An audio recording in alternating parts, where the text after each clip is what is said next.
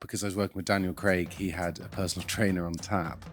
And so every morning I would, every morning, once a week, I would go to the gym.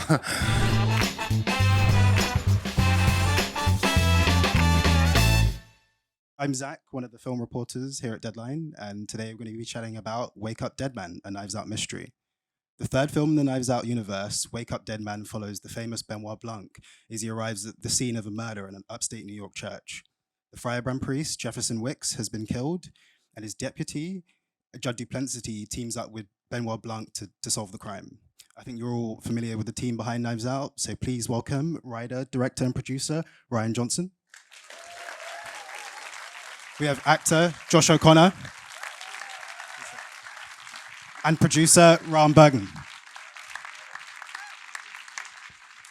Ryan, this is a deeply contemporary film. You know, when you're watching it, you kind of find yourself slipping and thinking about, you know, things on this side of the Atlantic and things back stateside. So I wondered, when you were writing it, what were you sort of responding to, and how did you land on the idea of sort of the Catholic Church to, you know, work this story out? Yeah, that was and Zach, thanks for doing this, and guys, thank you guys for being here. The That was kind of the starting point for all of these movies. For the first one, is to take this genre I deeply love, but that I had mostly seen done as period pieces, and to set it in very much unapologetically in the present moment, and for me in America in 2025. And I grew up very Christian. I didn't grow up Catholic. I grew up Protestant evangelical, and I'm not anymore. But it's something that was a very personal thing for me, my faith. So I have a lot of complicated, deep thoughts about personal faith, but also especially right in this moment, how the church is, sparking off of society and politics. So in America, so yeah, that was kind of the assignment for me, is okay, let's take a murder mystery and let's plunk it right now and not be afraid of that. As a fellow, well, as a reformed Catholic school kid, I also it hit me very hard. This film is very different from the others, and sort of the structure of it. When I was watching it, I almost forgot. Well, I don't want to spoil anything, but I almost forgot Benoit Blanc was coming because I was so engrossed in the church world. And I wondered, why did you decide to use the character in this way? You know, it kind of, you could kind of flip it on its head A in a little, way. but we almost flip it back to its feet. The reality, so this movie, it has almost like a more traditional murder mystery structure. This is how most Agatha Christie books work, where in the first act you meet all the suspects, you kind of meet the protagonist who's not the detective, and then the murder happens, and then the detective shows up. And that's a bit more how this one works. And when you have Josh O'Connor as your protagonist leading that first act, you can kind of relax and think, okay, I think we can get away with this. For sure, for sure. Josh is definitely one of our best, and I mean, from what I'm reading online, I think Watching him wither underneath the praise. I think people have already admitted you to the group that they're describing as the hot priest. Um, Young priest. Yeah, young. Yeah. but as people can see just in this clip, the film is really funny, and so much of that humor comes from the timing of the actors. And Josh, you're spot on for so much of it. I wondered, how did you pitch that? You know, how do you make sure that you're coming in at the right moment so it lands? It doesn't draw. Well, I don't know. Sort of a lot of that is kind of, I guess, is partly instinct, but also the Ryan has a really good sense, and you can see it in the other two movies as well. You know, there's a real good sense of the comedy timing, and also when to kind of lean into the comedy and when to pull back and bring in this sort of more of the truth of a scene. Um, and then really it's just, the ensemble is so strong that it's really kind of easy to play with these actors. Daniel is incredibly cheeky, and and you can bounce off him very easily. So yeah, I suppose it's sort of there's a kind of rhythmic thing to it as well, I think, and that just comes from being a fan of these sorts of movies. And it's also quite. I think people would be surprised to find out as we get as they get further into the film, it's quite a physical performance in a very specific way, which I also won't spoil. I wondered, how did you sort of approach that and also deal with that? Because you're going to set every day and doing these kind of well, I don't want to say stunts because I don't want to give anything away, but Yeah. Well, there was a really practical answer to that, which is that because I was working with Daniel Craig, he had a personal trainer on tap, and so every morning I would. Every morning, once a week, I would go to the gym with Daniel and sort of train like that. Yeah, and so really it was like, I mean, there's always when you're looking at a character, there is the kind of question of the physicality of that character and what that means. This is someone who's got a background in boxing, so I did a bit of that. But yeah, really, in terms of the physicality, I mean, it's sort of, I always really like seeing the arc of a character, and if there is anything you can do with the body to kind of help express where they are at any given moment. And Judd goes from someone who's full of positivity at the beginning of the film. I won't give anything away, but it gets rather confused as you go through and a bit panicky. And I think to see him sort of come in on himself a little bit was nice. So yeah, that's always the way, you just kind of look at the overall arc and then see how you can tell that in different ways.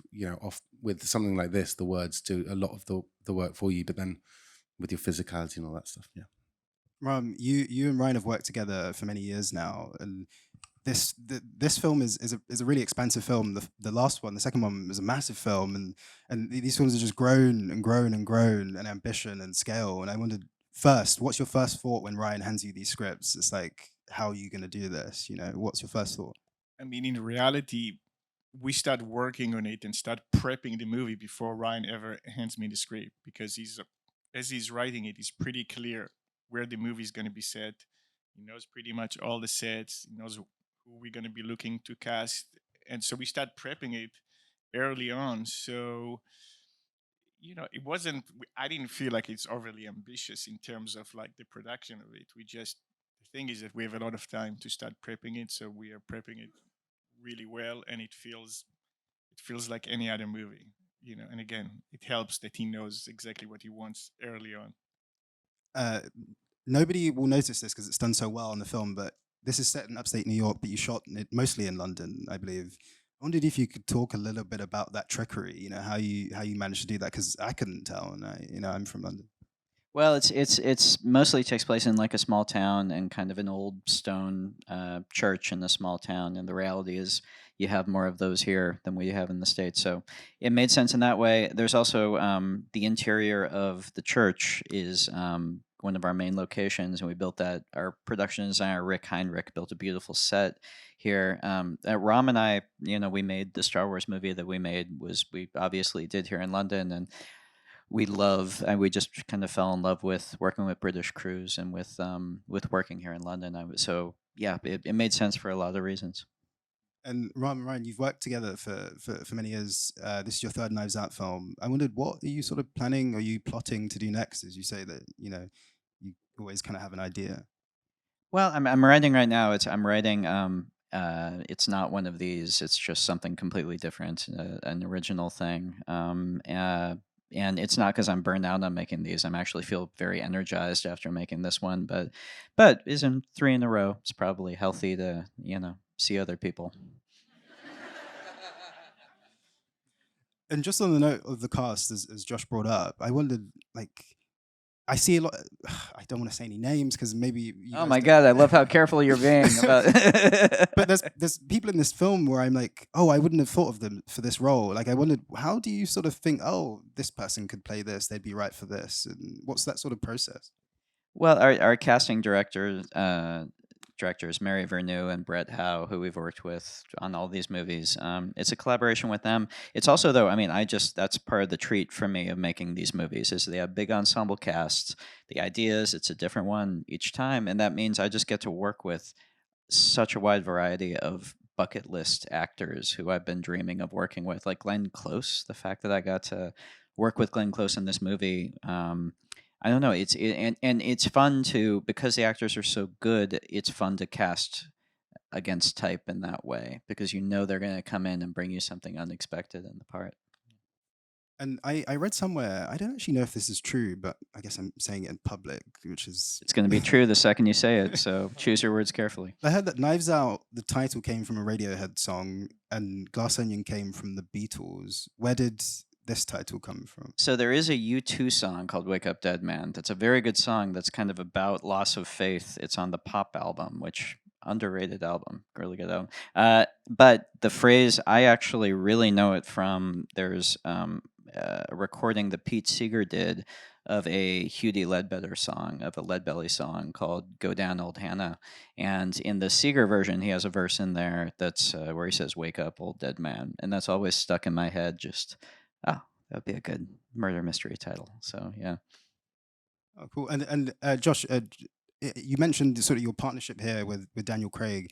I wondered what was it like working, like, you know, going toe to toe with him. A lot of the time it is just you two sort of fighting it out in a way, figuring it out. I wondered what was that sort of dynamic like? Yeah, glorious. You know, Daniel's we associate Daniel obviously with these kind of big roles, and he's sort of this grand movie star, which he is too. But he's also a goofball and sweet and incredibly humble, and really encourages you to kind of push yourself. I think one of my first days, this is a scene, again, not giving anything away.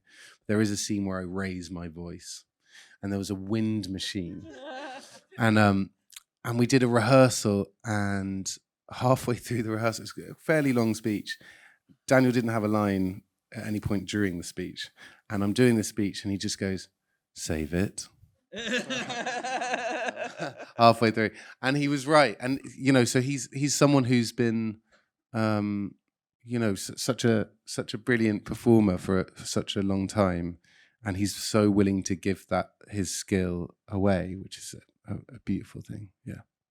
Ryan, this is a slightly nerdy question, but the thing I enjoy most, one of the things I enjoy most about this franchise is the music, and it like sort of thriller music like this is very difficult to do well, because it's something that we all know when we think about, you know, sort of the Hitchcock scores and stuff like that. It's very hard to do something original, but this feels really quite original. So I wondered, how do you approach putting the score together and making it feel contemporary and something? I'm glad you asked about that. So Nathan Johnson, who's my composer, he's my cousin, and we've been making movies together since we were 10 years old. And he's done all of my scores, and with the exception of Star Wars, we let Johnny Williams, a young kid, do that one. And but Nathan, the first time he ever did an orchestral score was the first Knives Out movie. He kind of jumped into the deep end of the pool, and he is so talented, and we really approach each one of these on the story's own terms, you know. And so with this one, it's a totally different mode he was working in, and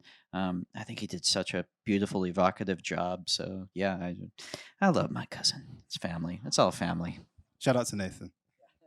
That's all we have time for. So thank you. Please thank them for joining Thanks, us. guys. Thank you. Thanks, Zach.